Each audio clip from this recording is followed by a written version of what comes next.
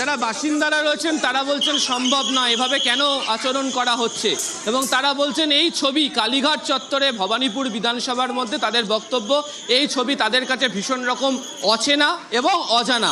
তাদের বক্তব্য এই জায়গাতে কি তো পরিস্থিতি তৈরি হতে পারে, কি অশান্তির ঘটনা ঘটতে পারে। যদি স্লোগান পাল্টা স্লোগান দেওয়া হয়ে থাকে তাহলে স্লোগান পাল্টা স্লোগানের কারণে এই ধরনের পরিস্থিতি তৈরি করতে হবে। এবং তৃণমূলের তুমি জানো যে সকালবেলা থেকেই আজকে তারা কেন্দ্রীয় বাহিনীর অতি সক্রিয়তা নিয়ে বারবার ধরে প্রশ্ন তুলছিল। ভবানীপুর কেন্দ্রের মধ্যে বিভিন্ন জায়গাতে তাদের বক্তব্য ছিল যে তাদের দলের যারা নেতা রয়েছেন, কর্মীরা রয়েছেন, তাদেরকে হেনস্থা করা হয়েছে। এমনকি খোদ বন্দরের প্রার্থী কলকাতার মেয়র, তিনি এবার ভবানীপুর বিধানসভা কেন্দ্রের মধ্যে ভোটার যিনি, তার বাড়িতে রাত্রিবেলা গিয়ে পৌঁছে গিয়েছে হচ্ছে কেন্দ্রীয় বাহিনী। সেই প্রসঙ্গের কথা তিনি এদিনকেও আরও একবার মমতা বন্দ্যোপাধ্যায় তিনি উল্লেখ করেন, সেই প্রসঙ্গের অবতারণা তিনি করেন। ফলে সকাল থেকে কেন্দ্রীয় বাহিনীর অতি সক্রিয়তা নিয়ে যে অভিযোগ তোলা হচ্ছিল, কার্যত দেখতে পাওয়া যাচ্ছে যে এই জায়গাতে সেই ছবি, এবং যেভাবে ফোন করার পর কেন্দ্রীয় বাহিনীর জওয়ানরা এখানে আসলেন, লাঠিচার্জ করলেন এইদিকে কালীঘাট পটুয়াপাড়া। আমি একটা কথা আমাকে বলো, ডিরেক্টলি এই ধরনের ঘটনার মধ্যে ইনভলভ হওয়া আর এই ধরনের এই যে লাঠিচার্জ হচ্ছে, আমরা যে ছবিগুলো এখন দেখাচ্ছি, এটাও তো একটা ওয়ান কাইন্ড অফ মানে একটা বললাম ইনস্টিগেশন হতে পারে। শুভেন্দু অধিকারী যে কথা বলছেন এটাও তো কাম্য নয়। দেখো, কারোর পক্ষেই এটা কাম্য নয়, এবং এখানে যেহেতু বুথকে ঘিরে কেন্দ্রীয় বাহিনীর জওয়ানরা রয়েছেন, প্রত্যেক কটা বুথের মধ্যে থেকে লাইভ ওয়েবকাস্টিং চলছে, এবং বিভিন্ন জায়গাতে পুলিশের বাহিনী মজুত রয়েছে, বাইকে করে তারা টহল দিচ্ছে, কিউআরটি বিভিন্ন জায়গায় মজুত রয়েছে। ফলে কোথাও যদি কোনো ধরনের কোনো বড় সড়ো অশান্তির ঘটনা ঘটে, তখন বাহিনীর তরফ থেকে ব্যবস্থা নেওয়া হবে। এখানকার মানুষের বক্তব্য হচ্ছে যে কয়েক মিনিটের মধ্যে যেভাবে এখানে একের পর এক কেন্দ্রীয় বাহিনীর গাড়ি এসে পৌঁছলো, কেন্দ্রীয় বাহিনীর তরফ থেকে পুলিশের তরফ থেকে লাঠিচার্জ করা হলো, এটি তাদেরকে সব থেকে বেশি অবাক করেছে। এবং তাদের বক্তব্য কার্যত তাদের যে ভোট দিতে যাওয়া, সেই দেওয়ার ক্ষেত্রে বাধা দেওয়ার জন্য এই আচরণ করা হচ্ছে, এমন অভিযোগ তারা রাখছেন।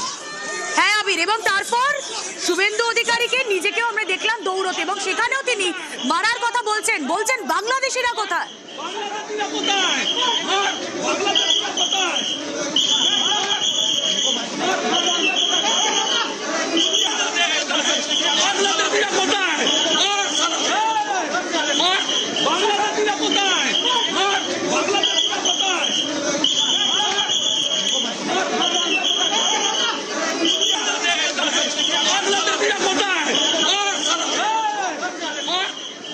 ভালোভাবে শান্তিভাবে ভোট হলো, এখন উনি এলো, উনি জয় শ্রীরাম বলছে।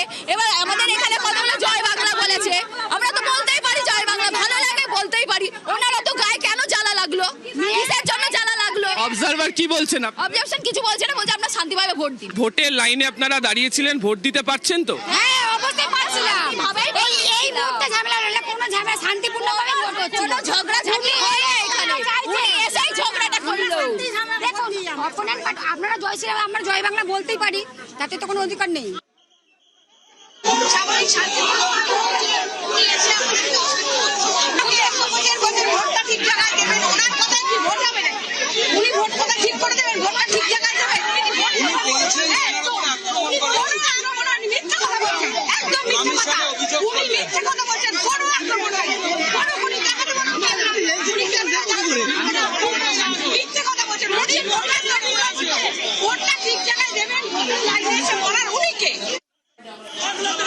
অনেকক্ষণ ধরেই আমাদের অতিথিরা বসে রয়েছেন, কেউ কেউ রেগেও যাচ্ছিলেন খুব স্বাভাবিকভাবে। যে পরিস্থিতি এখন তৈরি হয়েছে, আমি একটু সুজিত বাবু আপনার কাছে যাবো, এই ছবিগুলোর কি ব্যাখ্যা করবেন? প্রথমত বলি যে এই যে মহোৎসব, এই মহোৎসবে যে শব্দবন্ধগুলো ব্যবহার করেছেন আমাদের মাননীয় বিরোধী দলনেতা, দলমত নির্বিশেষে প্রতিবাদ করা উচিত। অন ক্যামেরা এই শব্দ যদি বাচ্চা ছেলেমেয়েরা, আমার বাড়ি আপনার বাড়ি বাচ্চা ছেলেমেয়েরা শুনছে, এটা টলারেট করি না। আর আজকের এই মহোৎসবে নয় জয় হিন্দ আর নয় জয় শ্রীরাম, মানে আজকের বলা হয়েছিল যে আমরা তো 27 তারিখে শেষ করে দিয়েছি, যত বলার যত স্লোগান যত কিছু 27 তারিখে শেষ হয়ে গেছে। 29 তারিখ নির্বাচন হবে, মহোৎসবে সবাই সবার মত প্রকাশ করবে, যে যার মতো সে তার ভোট দেবে, যার যেখানে ভালো লাগে ভোট দিক, সব দলই তাই বলছে, কেউ তার বাইরে যাচ্ছে না। কিন্তু এই যে এলেন এবং জয় শ্রীরাম বললেন, আবার এরা বলছে জয় বাংলা, এ ব্যাক টু কয়েন। যদিও বিজেপি আজকে শুভেন্দু বিজেপি, আগে তৃণমূলে থেকে চুরিদারি করেছে, একই জিনিস। তৃণমূল এবং বিজেপি ব্যাক টু কয়েন। এবং এই যে বাইনারি পলিটিক্স বাংলার মানুষ কিন্তু ধরে ফেলেছে। বাংলার মানুষ খুব পরিষ্কার যে বিজেপি এবং তৃণমূল এরা কেউ কারুর বিরুদ্ধে নেই। কারণ 23টা বিলে, পার্লামেন্টের 23টা বিলে তৃণমূল বিজেপিকে সমর্থন করে না করা যাবে না। আমি অন রেকর্ড বললাম। এটা কোনো মুখোমুখি না না লড়াই না, নয়, এটা তো এটা বিরোধী বাইনারি লড়াই নয়। না। আচ্ছা, কেন বেশ। শুনে বলে দিচ্ছি কেন, বিজেপির কেন্দ্রীয় নেতৃত্ব বুঝে গেছে যে এই অপদার্থ বাংলার বিজেপি দিয়ে ক্ষমতা হাসে নাও বেশ, যেতে পারে। যুযুধান দুপক্ষের কাছে আমি পরবর্তীতে যাব। আমি বিমানদা আপনার রিয়াকশন চাইবো। আমরা তো উৎসব দেখছি 1.5 ঘন্টা ধরে, উৎসব কি জিনিস।